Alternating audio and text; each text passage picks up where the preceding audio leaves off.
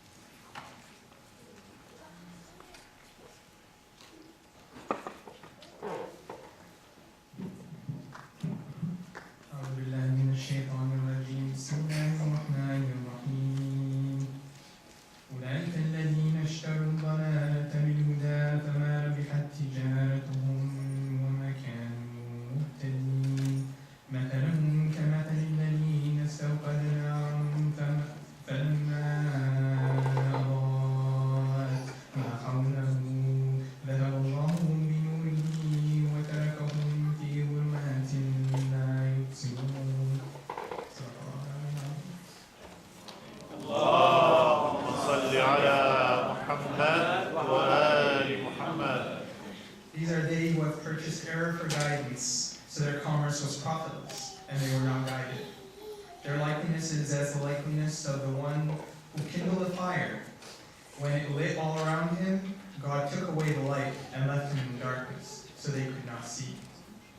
Assalamu alaikum, dear brothers and sisters. I would like to start in the name of God, the Beneficent, the Merciful, the one who has given us gifts and bounties beyond the imagination. And among the many gifts that he's given us is the gift of choice. Choice is so simple, it's so profound. For we could have been like the angels, born subservient and unidirectional, but God chose to exalt us by allowing us the right to choose wrong, but the chance to choose right. This basic struggle epitomizes our daily lives and our existence. And as the verse I started off with suggests, choice is temporal, momentary to the senses. And once it passes, joy or sorrow ensues. Here, God is trying to make a point to the people. Your choices are like the fire, with great potential for good and evil. But the choice is yours, which way to go. And rest assured, the fire will not last forever. And once the fire extinguishes, sorrow of a missed opportunity will take over. That's the simple truth. We all go through it, some realize it more than others, but it's the inevitable fate of every human being to come across choices, with potential for good and evil. Even the angels knew this about us before we were even created.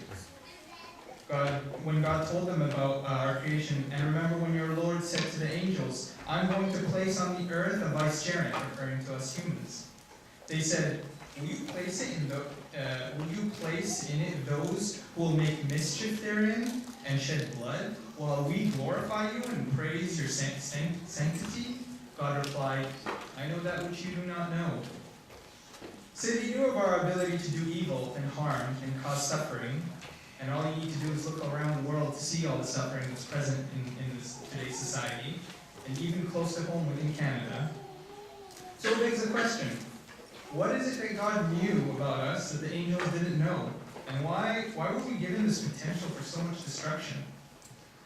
The answer God explains later on is in our ability to be moral beings. The Oxford Dictionary describes morality as principles concerning the distinction between right and wrong, or good and bad behavior.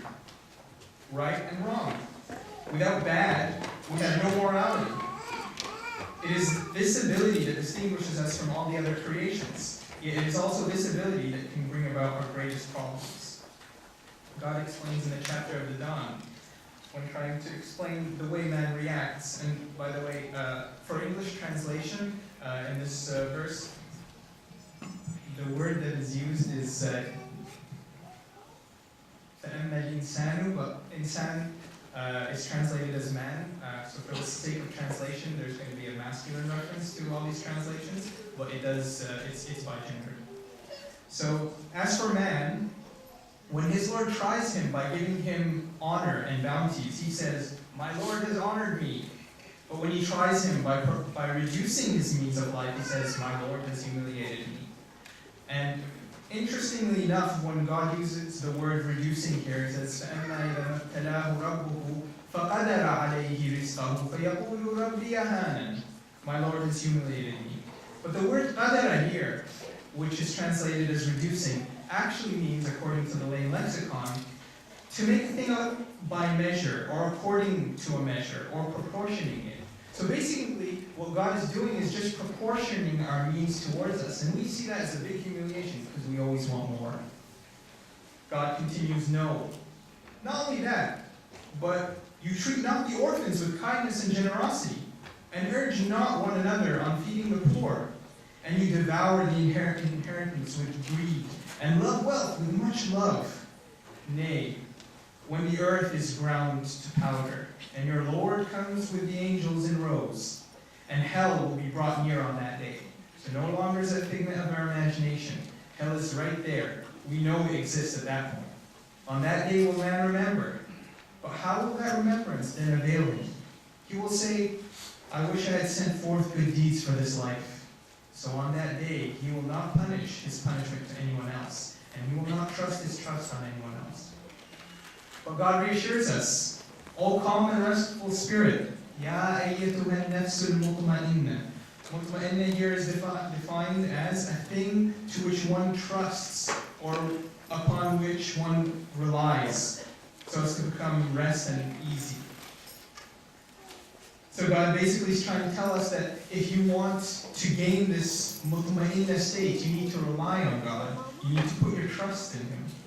Come back to your Lord, well-pleased and well-pleasing. Enter then in my service and enter my paradise. Another interesting word here, فَادْخُلِي فِي عِبَادِي, which means, the word ibadi here, according to the lay lexicon, is to serve, to worship, to do what God approves of, to withhold. So wait a minute, you might be thinking, to serve, to worship, and then to withhold, isn't that a little, contradicting? Well, in reality, you look at the word encompasses everything. To become subservient, to repent, to blame yourself for having remiss, or for having fallen short, or doing what you ought to have done, to mourn or grieve, to keep to yourself, to submit to or trot a path or road, not to delay, to hasten. So all these adjectives and all these words, what are they describing? They're basically describing our life. It's essentially everything. So when God is saying, God is trying to say, enter my service. What is God's service? It's everything. You need to do everything. You need to do basically what Islam told you. And so in that, you need to have choices to make. And it is our choices then that define who we are. We must be mindful of our choices. At any moment, they're there. They happen all too quickly, and in an instant, they're gone. You're walking on the snow, you see an iPhone on the floor, boom, there's a decision. Your parents tell you something you don't quite like, boom, another decision. Your friends are doing things, I'm being told I won the lottery. MashaAllah. Your friends are helping other people out, and all of a sudden, boom, another decision. Are you lazy? Do you want to go help? They're on something else? There's a lot you can do. I know we hear this all the time. But it is a single choice that elevated the companions of Imam Hussein to what they are today, to being honored to this day. And among them, the one that I will be speaking about is Wahab al-Fendi. This was a young man, by most accounts, 17, 18 years old. He had recently been married, but he taught us all, and the generations before him and after him, how to make a choice. And to everyone that tries to explain this issue as a Muslim conflict or as a Shia commemoration, we'll have this proof that what happened in Ashura speaks more to Muslims and more than just to Shias, but to all humans alike. He was from a Christian tribe, and he was raised a Christian.